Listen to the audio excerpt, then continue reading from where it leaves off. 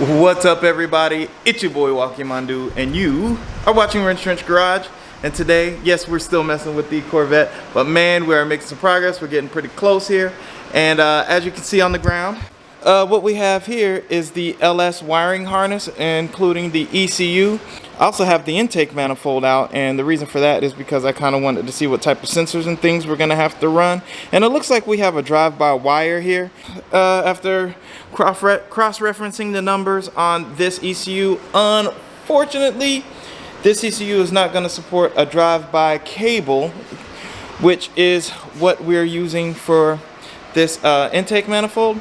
I've also done a little bit of research on this intake manifold to see what we got, and as you can see, vacuum ports are hidden underneath. I had no idea. And then you got a spot right here, and I believe that is for some sort of sensor. I gotta figure out which one it's for. I forgot the name of it. There is a sensor there, like a air pressure sensor or something like that, or I'm pretty happy that I found those, but I just gotta figure out, you know, where and what and do what they need to do.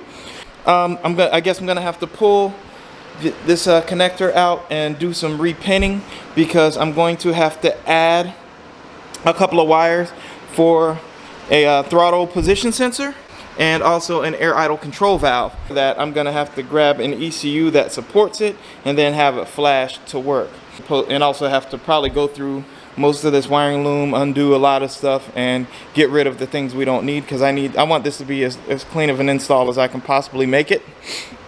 And then over here, what I'm doing is just kind of going through all the wiring for the body stuff. The only ones I'm gonna actually have are, of course, headlights, side markers, turning signals, windshield wipers, seats, just things like that. This car, apparently, to my knowledge, is a California car. Basically what that is it's called a closed loop system here, and that's what this brain is for. And then as you can see, the wire goes through here and makes some spaghetti, and then it goes all the way out into the engine bay. So I think it'll be a good idea to just go ahead and pull all that out of there, and then go ahead and figure out which wires control what for the old engine, and just remove all of it. I don't know if I'm gonna remove all the old power and ground out of here, because as you can see, there is a power and ground wire already in here. I don't know if I'm gonna remove all that and then put in this one, or if I'm gonna utilize what's in there.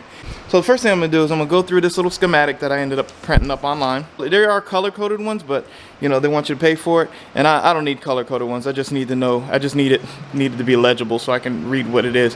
So this is the guy that I found that's gonna be removed. These are the wires for the harness that's to this guy that's gonna be removed, and then I'm gonna go through this harness and find out what's needed, what's not needed, what wires I can use, what I can't use, clips, stuff like that. And I'll try to keep as much as we can in here to make this thing, you know, a running, driving street vehicle.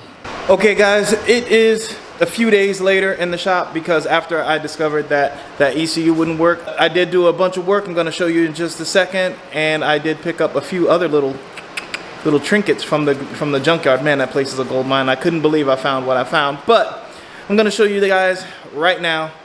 Here we go. Okay, so the first thing I want to show you guys is the interior, and as you can see, I pulled out that main wire harness that went to back here. I guess you saw that already in the last video, but just showing you again.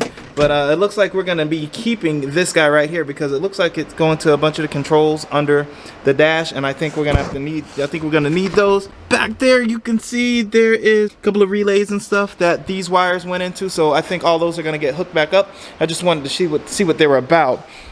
And here's my massive amount of wires that were removed from inside. There's that main harness, and actually this was from a TBI system that this car actually ran at one point. I think the California cars actually had to have something like this in order for them to be emissions compliant. So we're removing all that because we ain't in California. We're gonna do this thing. You can see I have most of that harness out, man. All of that's gone. I think this can be removed. I think this is kind of like an aftermarket thing. So that might be removed. I don't know, or I might utilize, you know, the lines for it, and utilize this little fuse box here and see what we can do with that. I've already marked a lot of it, as you can see, and some of it we're just not gonna need. I've set up myself a table. I've printed out all the instructions, schematics, everything that I need in order to modify this wiring loom. I could use drive-by cable on this wiring harness, which is why I'm going to do the mods. Just, you know, clip everything that I don't need. There are tons of videos on how to do this. I'll probably link a couple of my favorites on there. I sat there and I watched hours and hours of videos to kind of help me along with this. Not that I'm new to wiring, it's just that I'm new to this particular wiring harness.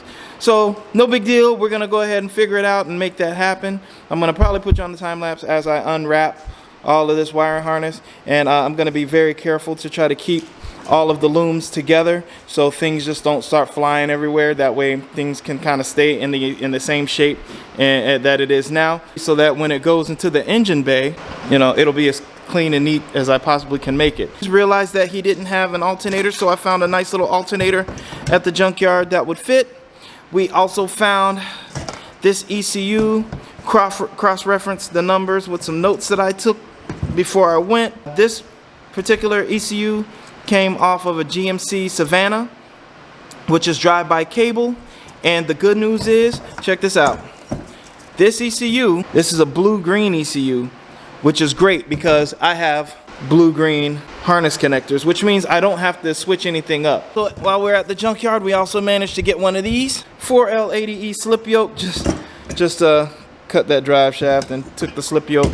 So we're gonna go ahead and undo that at some point when we get the car back on the lift and actually start doing some measurements for the drive shaft. Prepare yourselves, guys. I did go to the junkyard specifically for this and to get the rest of the stuff, but look what I found. Oh yeah, that's right. This junkyard run was such a success just for this. And the reason why, look what that is. You guys know what that is. You super guys know what that is. That's right, that's a turbo oil drain, because this is a 7M GTE engine that I got out of the junkyard. Yes, it's rusty. Yes, it's crusty. But I turned this crank, and not only does this crank turn, but there is still compression in this engine. Now it's a little rough because whoever was picking parts of it, they took the valve covers. You know, I think you can use NA valve covers on this, I think, which I have a couple of those, and that'll be fine. Intake manifold, which those are kind of tough to come by. I'd like to get a nice aftermarket one or make one, but we'll see how that goes. Guys, they charged me just for a long block, but it's got all of the accessories and everything. Everything is still here, aside from the throttle body and the exhaust manifold, which is fine because we're going to be putting headers on this thing anyway. I'm going to be changing this up anyway. Why did I go get another 7M GTE? Why am I building another 7M GTE when I have another one sitting over there under the bag? I've decided not to do the transplant of the engine from the black car into the red car. I've decided to go ahead and build it a 7M GTE so we can have turbos. You know why? Because I was on Instagram scrolling around and I'm like, yeah, well, you know, the 7M GE, you know, if it makes 300 horsepower, no, that's good, because that's about all the horsepower that the transmission on that thing can take. Well, I was looking on Instagram and I came across a post that said, it's 2021. Cars that make 300 horsepower, they're not impressive anymore. So guess what? We're gonna make something impressive. Not only gonna make one thing impressive, we're gonna make two things impressive. So, but for now, we're still gonna work on this Corvette. That's kind of toward the future. I'm just kind of getting myself together, getting myself ready for that build, and I'm kind of priming you guys for that. So when you guys start seeing stuff about Supras coming up, you know what's about to happen. Okay, so enough of my rambling, guys. I'm gonna go ahead and get started on unlooming this thing, and you guys get to enjoy time lapse. So see you in a bit.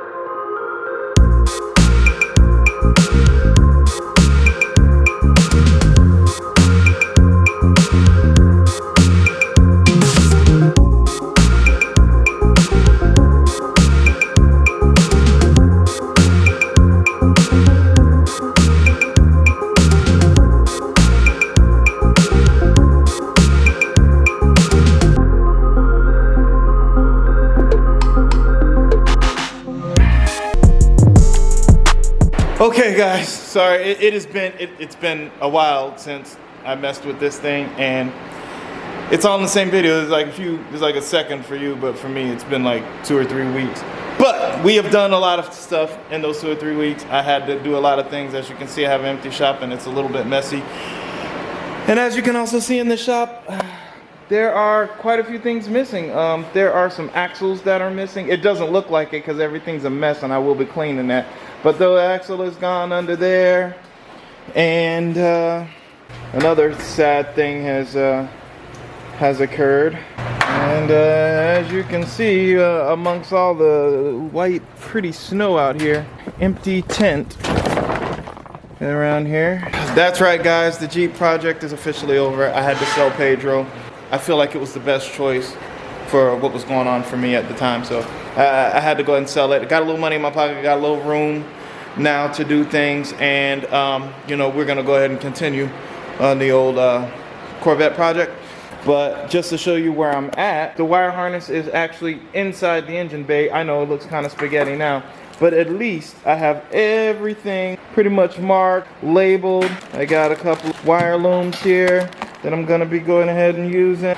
This intake is going to come back off. I kind of just threw one of the fuel injectors in there just kind of for right now. I start looming the harness with that new loom. Gonna run the power wire, a new fuse box, which I'm gonna show you. I'm gonna mount it here and then run these guys to that, probably from behind here, just to kind of try to clean it up a little bit.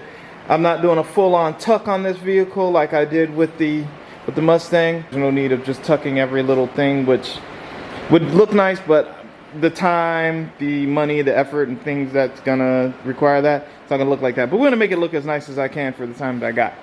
So yeah, that's it for now guys. So what I'm gonna do is I'm gonna go ahead and just start just cleaning up, and see you guys when I'm done. All right, so what I'm gonna start doing now is looming this bad boy. Also gotta apologize to you guys if the sound's kind of bad. I broke the mic.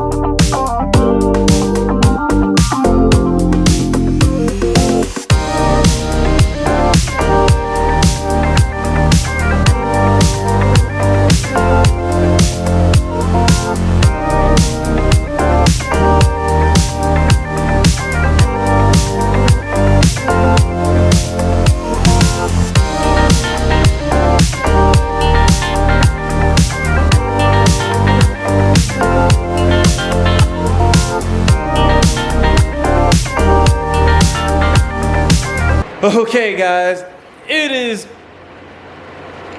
2 weeks. I'm losing track of time.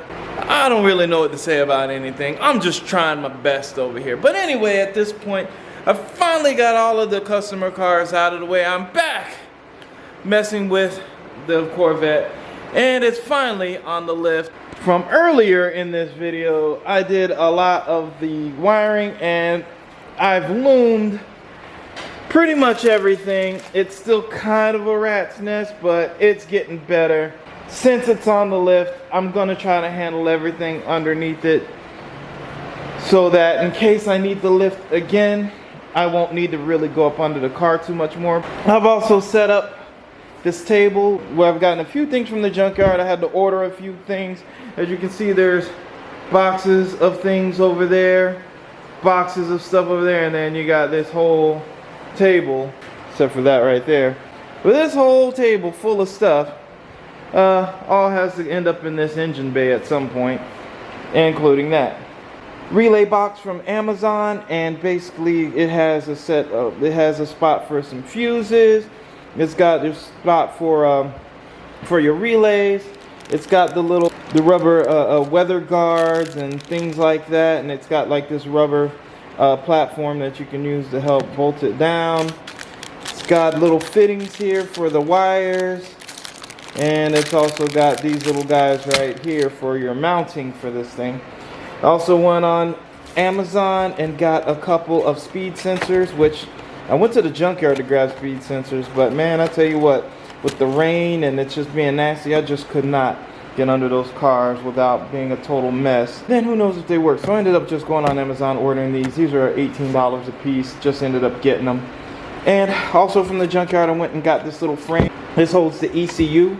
So what I'm gonna have to do is probably cut some of this up and modify some of this to be able to clip in the ECU, and then we're gonna mount it right there on the inner fender. You can't see right now, but you'll see when I get started. And also, we finally found some things that we can do with the FI Tech intake manifold, and we got a new air idle control. We got a new throttle position sensor.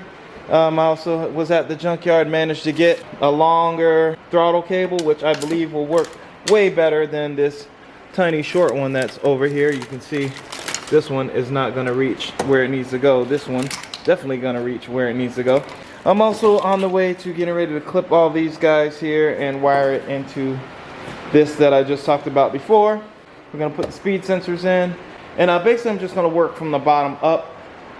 Also, while I'm down there, I know I still have a lot of stuff to do, and this is taking, like, if this was like some other YouTube channel, they'd probably be done in like an episode, but this isn't your regular YouTube channel. This is Wrenchtrenchers Garage, damn it. So this is for the 4L80E. So what I have to do is dismantle that, take some measurements so I know where this drive shaft is going to have to be cut, and maybe even modified so that this yoke can fit on this drive shaft, or vice versa, or whatever. I'm gonna have to send this off to a shop and let them deal with the drive shaft part. But I do have to make the measurements and let them know exactly what I'm looking for and what I want to do. I'm probably gonna have to let the transmission down slightly, which means I'm gonna have to take the cross member back out, because I'm gonna need to get to the fluid lines. These are the fluid lines. Okay guys, as you can see, I got all of the plugs in. We got some new speed sensors. They're both in there. They're both plugged in. Harness is up. You got it right there braced in, so it's not going anywhere. And we have run our shift cable. Yeah, this is the old this is the old speedo cable, so that's probably going bye-bye. Yeah, so the next we're gonna do is we're just gonna go ahead and do the slip yoke right before I end this video, and then that'll be it for tonight. And tomorrow I'm gonna have to come back and lower this transmission slightly so that I can get these lines in. So that'll be the mission for tomorrow.